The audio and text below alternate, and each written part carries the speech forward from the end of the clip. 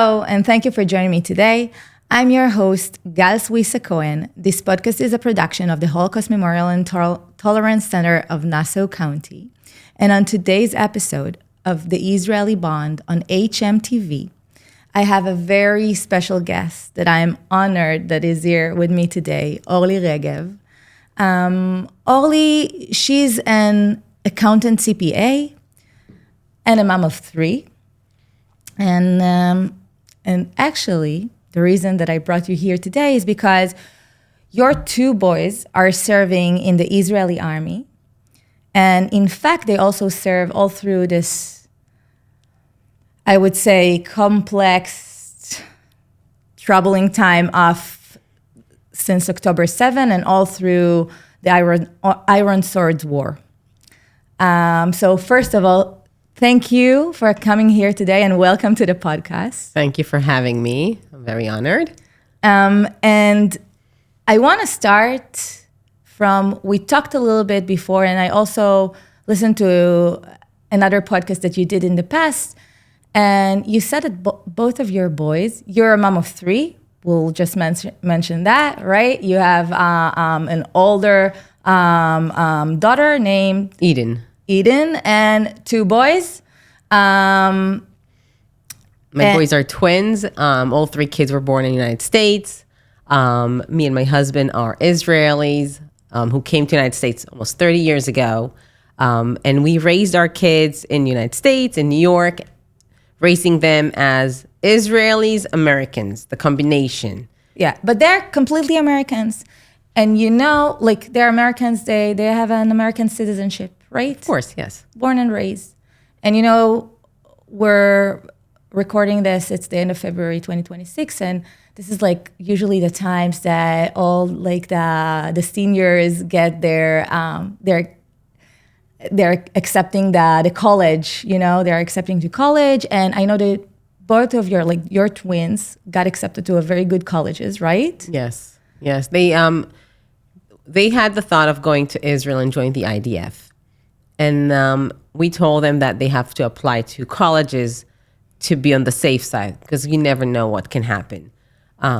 We had a bad experience with my daughter who tried to join the IDF 2 years earlier. And because of medical reasons, she was not accepted. So we had it almost like in the back of our head that we have to have like an insurance policy. So you register to colleges, you get accepted, you do everything you need to do in order to get in. And if you go to Israel and you join the IDF, great. And if you're not, at least you'll just continue the same way you're supposed to do like everyone else in America. Okay, so this is super interesting because basically the first plan was to go to IDF, to draft into the Israeli army, even though they don't need to, right? So actually, the plan B was to go to college. The first plan was to go to the IDF. How come? So we raised, it all depends on how you raise your children. So me and my husband, both Israelis, we both served in the army. We both felt that it's something that we would like our kids to do. We're not forcing them to do. It's something that we spoke about at home. My husband was in a combat unit, and everything in our daily life was around that. So if there's any kind of memory during a family trip, he will talk about that. And it's always felt as if the army, at least for my husband, was like a higher peak of his life. And the kids were, raised around that. And we also raised them around the love for Israel. And we had something that we established when they were young. It was the Israeli Scouts, which is just like the Boys and Girls Scouts, but it's meant for kids who who speak Hebrew at home. The parents are mostly Israelis, and they want to be more connected with other friends who have the same roots. So we opened the Israeli Scouts on Long Island. I was very involved in that. And then the kids, of course, joined. And they, from 4th or 3rd grade, they started. And they just every year grew with it. And as they grew, the love to Israel grew with it. They were also very involved. As they're growing, they saw that shlichim are coming. Shinshinim are coming, and these are the kids who are finishing high school in Israel. They're 18 years old. They come here in order to do a year before they go to the army to work with the community. And that's when my kids started loving the whole idea of, they got really connected to these teenagers who came here. And the whole connection to Israel was very natural. It was not something we had to push for. So we felt like, okay, this will be something that they really wanted to do. And we were, of course, standing behind it, supporting it. But also we felt that you need to have plan B, like in everything in life, not just here. So when they registered, they applied for college, they got accepted. But when they got to join, the idea of it was like, okay, we're doing that. We can always go to college after. And they went and they decided to join. So it sounds like from a very young age, you already knew that you wanted them to go to the Israeli army, or at least like... It was not really to go to the Israeli army, but we felt like we wanted them to have some kind of Israeli experience, even if it's just a mechina or something to do. But both my boys are very physical, and they were very competitive all the time. One of them is an amazing swimmer, the other one is in rowing. So they were always very physical. So it was almost natural for them. That was what they wanted to do. So that was the whole thing around it. It was not like something that, one day they woke up. This is what, you raise your kids in a certain way, and you speak about, you go every summer, you go to Israel, you visit, they see their cousins. It's kind of like, this is their background. Yeah, these are the values actually that you raised them upon. Correct.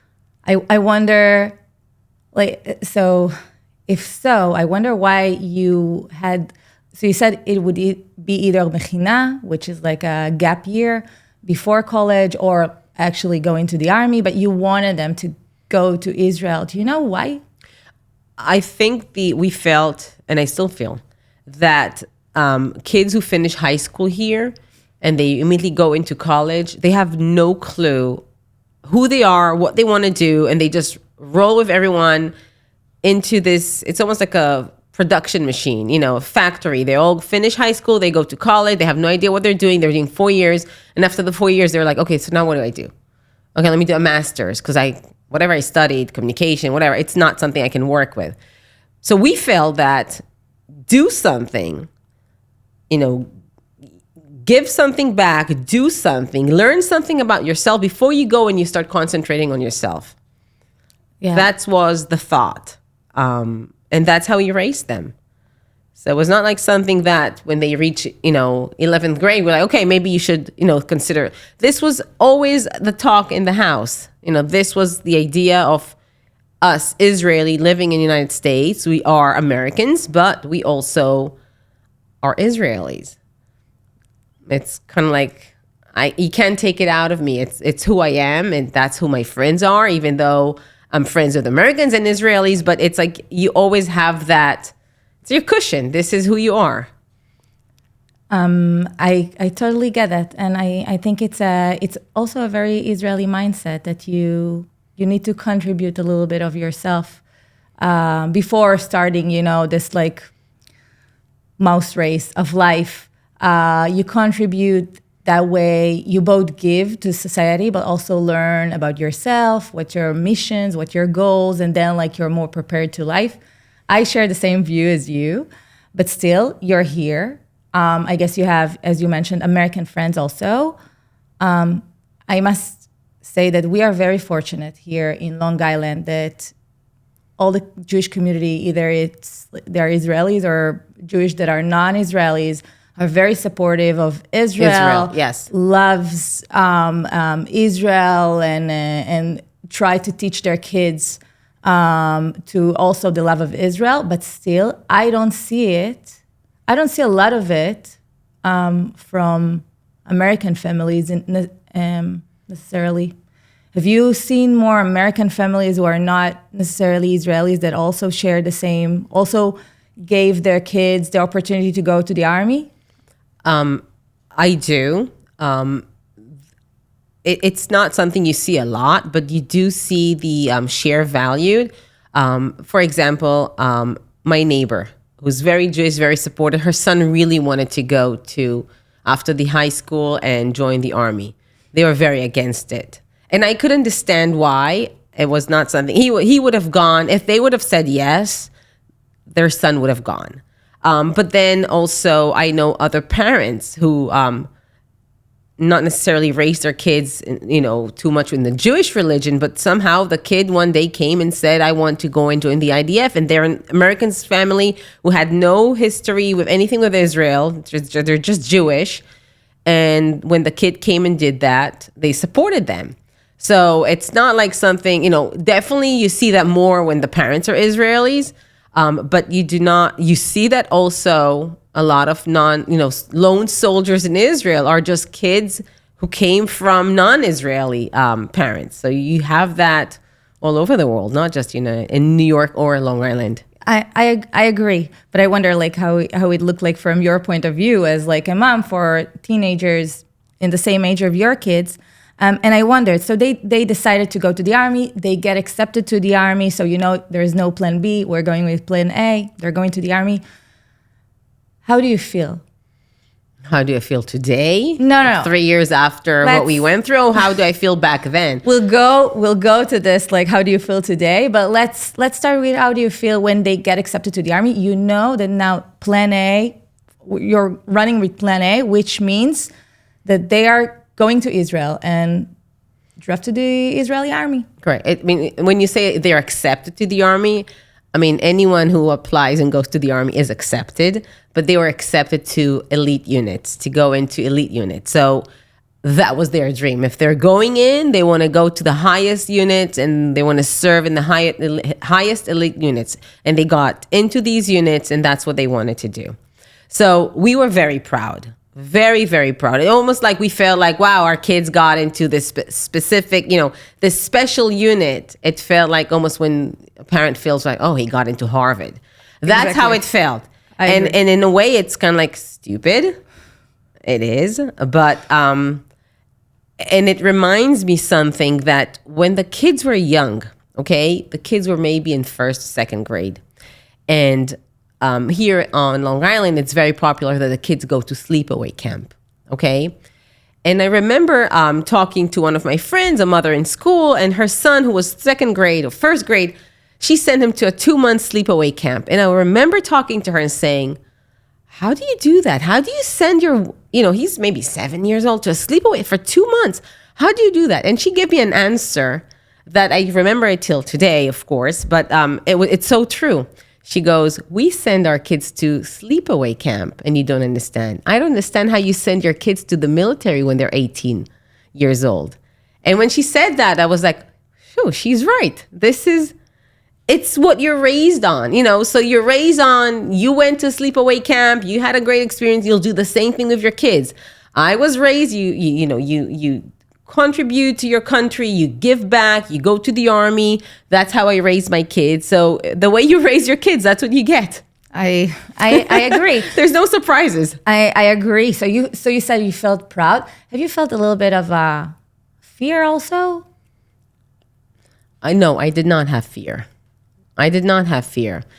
And I must say something, when we were talking about that, my parents were really against it. My parents who live in Israel were really against that my kids will come to Israel and serve. Wow. Yes. So, how come? Because they felt that if they don't need to do that, why they're doing that? This country, has so many problems, and does have until today, with Orthodox not joining the army. So why your kids were not obligated, who do not need even to join, why they're doing that? So I had a big, my family was not supportive of the whole thing. So how did you respond? No, I did not respond. I just told them not to talk to me about that. and it didn't like made you feel that maybe this is not the right decision to take? No, just because my parents told me that. No, I mean, there's a whole group in Israel of people who don't want to serve, and they do everything not to serve. And then you find people in Israel who will do everything to serve and help. So I guess I felt more on the other group, And my parents had their own opinion. And when they finally joined, I said, don't talk to me about that. They're already in it. And when the war started, and somebody, if they would even think of saying, we told you not to send them, that would make me even more explode, because you don't say something to that when it's already too late to go back. I totally agree with that. So I wonder, without getting into too much of technical details, how do you send your kid to serve in the Israeli army? Like, they take a flight and they go to Israel. They take a flight, they go to Israel. They make Aliyah, and that's it. Yes. And that's it. And then like they drift into the and Israeli then they army. have a whole process to go in, and they drift. Yes. So they drift into the Israeli army, and then basically their status is not regular like all the other soldiers, right? Yeah, they're considered what's called lone soldiers. Can you explain the lone term? soldiers are soldiers who their parents are either not in Israel, or the soldier has no connection with his parents for whatever reason. Yeah. So when you're a lone soldier, the army helps you a little. There's some benefits, not too much. Especially if you go to a special combat unit, all these benefits are taken away. But that's what they are. Yes. So they basically, as you said, they did Aliyah. They needed to have this like lone soldier status because they are alone, because there are no family or no supporting system that can help them even on weekends, right? Because in Israel, I want to just like clarify to who is listening that is maybe American and doesn't know exactly how it goes in Israel usually. So usually in the army, the soldier is going to his camp, to his base, to a period of, if there is no war, for a period of 1 week, 2 weeks, then 3 weeks sometimes. And then on a weekend, he goes back home. His family is usually doing his laundry, giving him food, everything. Pampering him and everything. Exactly. Yeah, so this is lone soldier. And I know this term lone soldier sounds horrible, I think. It sounds like a lonely soldier. It sounds like a sad term. But and it is, in a way, it is sad. Because when all your friends are going back home, when you're finally going home, it's every 2-3 weeks. You're going to your room or to the place you live, and you have to take care of yourself. My boys were lucky. We found a very supportive family, not even a family, a supportive friend who almost adopted them as family, the two boys, and took care of them. And that was, something we couldn't ask. That was something they just did it. That was their way of giving back to the community. So they took care of them from driving them, bringing them, washing, doing their laundry, making sure they're eating when they're in the weekend. So lone soldier is a sad term, but that's what it is. But they knew that that's what they're going to be doing. And they were willing to do it. Yes. By the way, we're referring to them as like they, even though like they're two separate people, two right? Two separate. Twins. My chocolate and vanilla boys. Yes, yes. And they both share the same vision, or like the same point of view about going to the army, drafting into a special unit, elite combat unit. Like they both had like same view. Yes. This is crazy. This is amazing. Yes, twins. Even though I call them always chocolate vanilla because they're so different. They're both very physical. They both really wanted the same thing. And that's what they did. And I think in a way it was also helpful because they always had each other there. So even though they have no family, they have each other. Yeah. So that was their own support. Yeah. And by the way, the family is not something, so usually the lone soldiers not necessarily has like this like hosting family in Israel. Like No, correct. It's very special. They were lucky, but what they did is also they joined the lone soldier. There's a whole lone soldier residency in Ra'anana that accommodates lone soldiers. When they joined, this place took about 80 soldiers, and then they rebuilt another building, and now they can accept about 170 soldiers. It's a place where all these lone soldiers who came from all over the world live, and come in the weekends, and the place provides them with laundry, food. It's so emotional when you get there to see the place. These are all kids from all over the world who came with the same mission. And it's amazing to see the Ra'anana community also, volunteers from laundry families, they call them. These are families who volunteer to do the laundry to the soldiers when they come on in the weekend, to families who volunteer to cook. It's a whole process. Wow. Yeah, so they had also that. So they either went to the lone, it's called Benji's house in Ra'anana, or they went to the Israeli family who adopted them. So they had some kind of support to go to. So this sounds at least less worrisome for the mom. And you know what? I have another question, but I think that I will save it to our next episode. But you know what? I want to just before we end this one, we haven't discussed, like we said, like you taught them the value of volunteering and like giving the community back the love for Israel and everything. But also, I think that in this time, like your friends, you had a very good group of friends that their kids also went to draft into the army and served as lone soldiers also at the same time. Meaning that they had like more friends. Can you tell me a little bit about like this group of friends and how you met them, and maybe if they had met each other in Israel during this time? So when we moved to Long Island from the city, you naturally start meeting other Israeli families with children your own age, and you become very good friends. And you meet people who are your same character as you and same values. And our friends had the same values, and we all signed our kids and had them participate and be very active in the Israeli Scouts.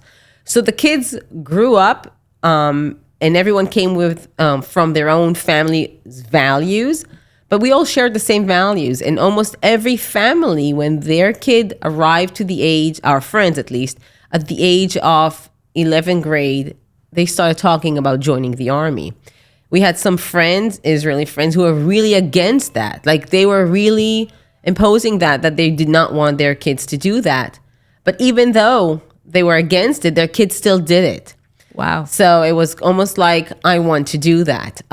So the kids grew up knowing that, Ofri went, Omer went. It's like all these kids went into the army. It was almost like a natural thing. Just like all the kids go to college. These are your good friends who before they go to college, they go to the army, and they did that.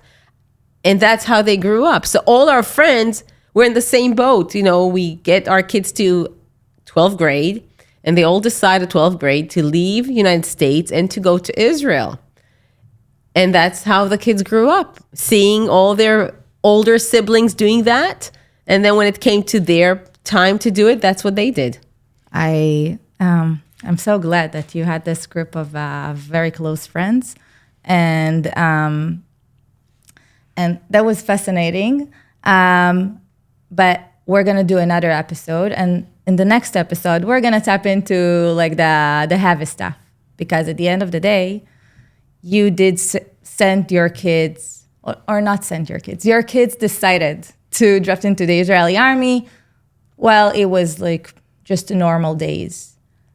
But then October 7th hit. Yes. And they served in combat units as combat soldiers during October 7th, and later on the entire Iron Swords War, as we spoke before. And we're going to talk about all this very... as I said, the heavy stuff on the next episode. But for now, I want to thank you for tuning into this episode of The Israeli Bond on hmTv. I appreciate my guest, Orly Regev, for sharing a story about being a mom of two lone combat soldiers in the Israeli army, and how they got into a situation that they decided to even draft into the Israeli army. And if you enjoyed exploring the information, history, and stories of today's conversation, be sure to check out our other podcast here on hmTv. Please subscribe, share, and stay connected for more engaging conversations like the one that we will just have in our second episode. And until next time, take care and be well.